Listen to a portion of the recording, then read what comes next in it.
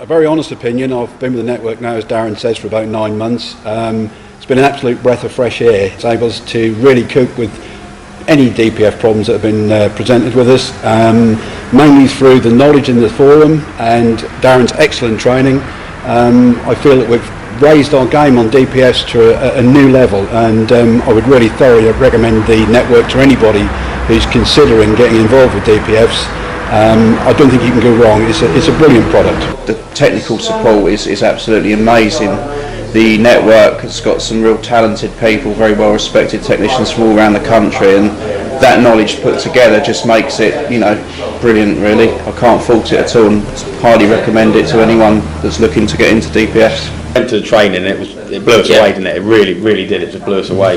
The information Darren's got and the training, I think, is what makes his network second to none. I mean, the product as well, didn't it? I think it makes it stronger, and as, like I say, around the country, all of us together are going to be stronger. The profile's already, you know, there, and people are already ringing us and coming to us, you know, from our side of it. But I mean, I came in, I suppose Sean knows a lot more about it than me, but that weekend down in Bristol, with passion you can see, and to me it's a great thing. We're very proud to be part of it.